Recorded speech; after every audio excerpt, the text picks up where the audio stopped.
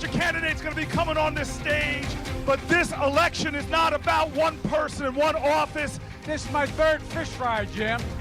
Number 3. With your help, we will get this done. Thank you, South Carolina.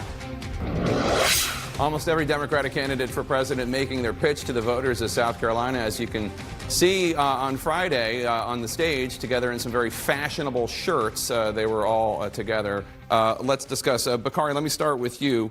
First of all, not only from the great state of South Carolina, we should also point out that you have endorsed one of the candidates, Kamala Harris. But what was your impression of the state of the race there? Biden obviously leading in the latest polls in that state and nationwide. What do you think? First of all, Friday night was an amazing night. You had all the candidates there. It was their first foray into the South, where you could meet all the candidates, and they were exposed to what is the base of the Democratic Party, which is the majority of black voters that will choose the nominee in South Carolina. 60%, I think, of the Democratic voters. And what people, when we say that, we have to explain, because after South Carolina, you have North Carolina, Virginia, Georgia, Arkansas, and Mississippi on Super Tuesday. And so black voters, especially, I always say my mama and her friends, black women voters will be choosing the nominee. It was amazing. All the candidates did extremely well. I think those who stuck out were Beto's performance was amazing and getting rave reviews, Corey's energy, and the vice president. What you notice is that he does have support. His support is wide, is not necessarily deep. So people are giving him a pass for now. He's earned that, but we don't know how long that's going to last. And that reminds me, actually, Congresswoman, of the fact that in 2007, 2008, black voters in South Carolina were firmly behind Hillary Clinton until Barack Obama won Iowa. And then when a viable candidate, an alternative, and an African-American candidate emerged, Obama ended up winning South Carolina. Do you agree with Bakari that that Biden's support is wide but not deep? I do. I think a lot of it is based on he was a vice president before. He's got name recognition. People sort of associate him with Barack Obama. But I think as you go forward, that is going to shift. And some of it is based on how people think about viability. And they're being told that he's the most viable candidate. They're buying it for now. But if he continues to, it depends on what happens, how the other candidates do, but also how he does. And I think all of that will add up. It'll be a cumulative effect.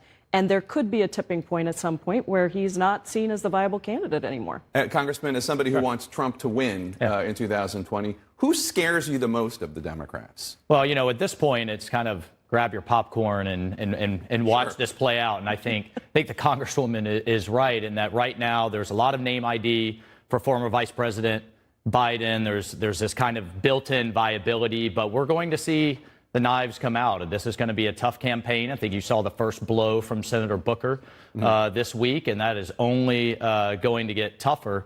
I think at this point, it's, as we say in the military, lay low grass and watch us unfold. What do you think? You've been a little bullish on Elizabeth Warren, I have to say, which is interesting because you're conservative. Yeah, just because I think she is more prepared than many of the candidates, and she has persisted in a way we didn't expect. But I do think a lot of Republicans are scratching their heads this week about the comments from Booker against Vice President Joe Biden.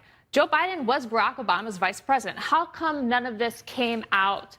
None of this came out during the Obama years, because a lot of Republicans suspect these kind of comments are weaponized against people when it's politically convenient. So I think this could get very ugly. And if the Democrats didn't want this to become an ugly racial debate, these issues deserve a dialogue, not a debate. I don't think it's helpful for the country to have Senator Booker and Biden calling each other to apologize. They should sit down and talk about it, because I have a lot of questions about how you handle things like reparations, police shootings, and all these things that are going on in the Democratic Party. I think it'd be much more helpful for the country to have these discussed in a rational way rather than debated. So one of the things that Biden was answering questions about was regarding his relationship with a former segregationist Democrat. He talked about, well, he never called me boy, he called me son. A lot of African Americans, especially Cory Booker, I think, took issue with that because the idea is, well, he would never call you boy, you're white, so you're part of the club.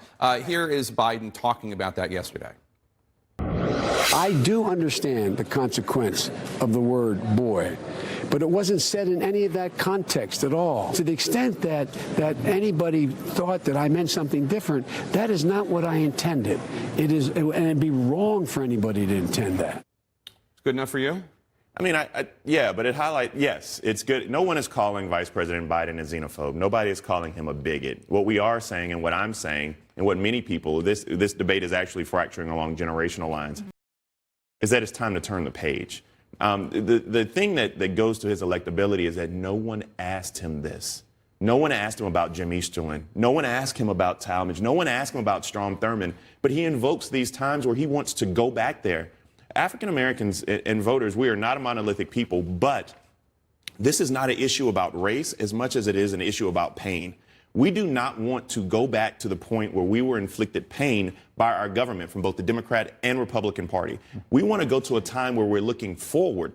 And Joe Biden has to understand that. Talk about how you're going to unwind the damage that was done with the 84 civil asset forfeitures, 86, 88, and 94 crime bill. Talk about that. Let's not invoke someone that you did, that you opposed busing to help in integration with. Yeah, and one of the things about pain that I want to bring up is Mayor of South Bend, Pete Buttigieg, did not go to the fish fry in South Carolina because there was a police shooting in his city. He headed back, and there was an individual was African American who was shot and killed by a police officer. Take a listen to this confrontation between a community member in South Bend, Indiana, and Mayor Buttigieg. You running for president and you want black people to vote for you? That's a downfall. That's not going to happen. I'm not asking for your vote. It's time for you to do something. If you can't do it, step your down. And I'm tired of talking now. And I'm tired of hearing your lies. A lot of pain there. There's a lot of pain, and I think this goes to the point of, there has been a lot of work done, and some of it legislative, but a lot of it movement work done to really lift the injustices of a very long time in the history of this country. Anybody that wants to run for president, I think on either side, frankly, has to recognize what that pain was and the fact that we are now in a different time, but not over the hill. We just because we elected a black man president doesn't mean we got rid of institutionalized racism. That is still very much the case today, whether you look at housing, education, any issue that matters really across the country. We have got to address this issue of institutionalized racism and all of the pain that has existed that causes people not to trust when somebody says, we want to go, he didn't say we want to go back, but he said that was a time of civility. Well, if civility masks deep racist policy, then we don't want to go back there. That's not the kind of civility we want. And so I think Joe Biden and every candidate, frankly, has to make sure they are talking about the reality of the situation we're in and then the progress that we want to make. The problem Joe Biden has is that, this is his benefit, too. He has name ID. He's done some very, very good things. But he's also worked in these times that are very different. I think, frankly, he should just say that and move on, because I think if he keeps trying to deny it, I think that just feeds into this idea that, wait a second, you don't get everything we've worked for all these years and all the changes we've made. I want to just change the topic, if I can, to the president's move to delay these ICE deportations that he was going to order carried out today, and asking for Democrats to work with him. What did you make of it all, Congressman? Well, I think it was a good move for the delay while we're in the midst of trying to pass a $4.5 billion border supplemental package, right? That is going most of it for humanitarian. Most of it is for HHS, which is humanitarian, which will get at some of these problems in these what they call influx detention centers. We have to remember that it's actually HHS who runs these longer-term facilities for the kids, for the kids. Not DHS, not ICE, not CBP, but also gets at another, nearly $800 million for Customs and Border Patrol. So we need to. That is moving through the Senate. We need to get it through the House. But at the end of the day, I think the president has been clear since his campaign. If you have received a deportation order, that is the law of the land, and that needs to be fully enforced. Well, I just want to bring in Amanda because we only have 30 seconds left. If you listen to Castro and you listen to Pence, it's two people that I can't imagine ever coming to any agreement on this issue.